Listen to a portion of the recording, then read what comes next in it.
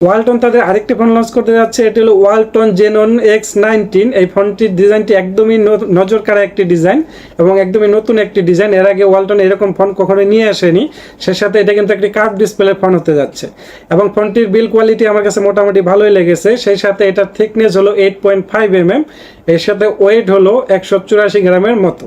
তো ফোনটির wait balance ঠিকঠাক থাকাতে অনায়াসে এক হাতে নিয়ে ব্যবহার করতে পারবেন এবং বেশ প্রিমিয়াম একটি ফোন, এবং এটা হাতে নিলে বেশ প্রিমিয়াম একটি ফিলও পেয়ে যাবেন, যেহেতু এখানে কার্ভ করা হয়েছে সেই কারণে। এটা ডিসপ্লেতে ব্যবহার করা হয়েছে একটি অ্যামোলেড ডিসপ্লে, যেটা নাকি 6.7 ইঞ্চির, এবং এটা কিন্তু 120 হার্জ রিফ্রেশে একটি ডিসপ্লে এখানে ব্যবহার করা হয়েছে। সেই সাথে এটা রেজুলেশন হলো 1080x2400 পিক্সেল, অর্থাৎ এখানে আমরা ফুল এইচডি প্লাস রেজুলেশন পাচ্ছি, 120 হার্জ রিফ্রেশ রেটও পাচ্ছি। সেই সাথে মনে করেন যে এই ডিসপ্লেটাতে আমরা স্মুথলি সকল প্রকার ভিডিও দেখতে পারবো, যেহেতু এখানে 120 হার্জ রিফ্রেশ রেট ব্যবহার করা হয়েছে, এবং গেম টেমও যদি আমরা খেলি স্মুথলি খেলতে পারবো। এবং কালার কোয়ালিটির কথা যদি বলি, এখানে যেহেতু অ্যামোলেড প্যানেল, তো অবশ্যই আমরা ভালো মানের কালারফুল ছবি প্রোভাইড করবে এটি, এবং খুব ভালো মানের কালারফুল ভিডিও আমরা এখানে দেখতে পারবো।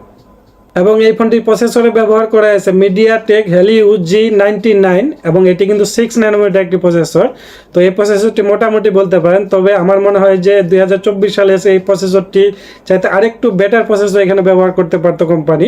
এখানে যদি 4 ন্যানোমিটার একটি প্রসেসর ব্যবহার করতো তাহলে আমার কাছে ঠিকঠাক মনে হতো। তো প্রসেসর দিক দিয়ে আমার কাছে একটু কমতি মনে হয়েছে। এবং এখানে আমরা জিপিইউ পাচ্ছি Mali G57 এবং MC2 পাচ্ছি আমরা এখানে। সাথে এখানে র্যাম পাচ্ছি আমরা 16 GB এবং রম পাচ্ছি 256 GB, এবং এটা কিন্তু UFS 2.2। সেই সাথে এটার ক্যামেরা নিয়ে যদি কথা বলি, এটাতে ক্যামেরাতে ব্যবহার করা হয়েছে ট্রিপল ক্যামেরা, যার মেন ক্যামেরাটি হলো 64 মেগাপিক্সেলের, এবং আরও দুইটি ক্যামেরা ব্যবহার করা হয়েছে 2 মেগাপিক্সেলের করে, আরও দুইটি ক্যামেরা এখানে ব্যবহার করা হয়েছে। এবং সেলফি ক্যামেরাতে পাচ্ছি আমরা 32 মেগাপিক্সেলের সেলফি ক্যামেরা আমরা এখানে পেয়ে যাচ্ছি।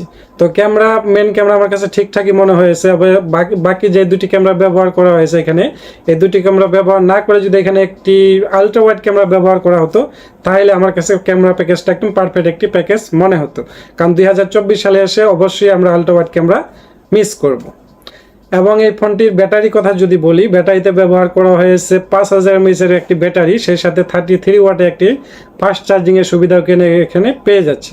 তো ব্যাটারি ব্যাকআপ এবং চার্জিং আমার কাছে ঠিকঠাকই মনে হয়েছে। আপনারা অনায়াসে এই ফোনটি দিয়ে মানে 6 ঘন্টার মতো ব্যাকআপ পেয়ে যাবেন, অর্থাৎ একদিন আপনারা ব্যবহার করতে পারবেন ভারী ইউজে। আর যদি আপনি নর্মাল ইউজ করেন, সেক্ষেত্রে আপনাকে 1 থেকে 1.5 দিন ব্যবহার করতে পারবেন। তো এই ফোনটি কি অফার করতেছে সবই আপনাদের কাছে শেয়ার করলাম, এবং এই ফোনটি কিন্তু এখনো লঞ্চ করা হয়নি অফিসিয়ালভাবে।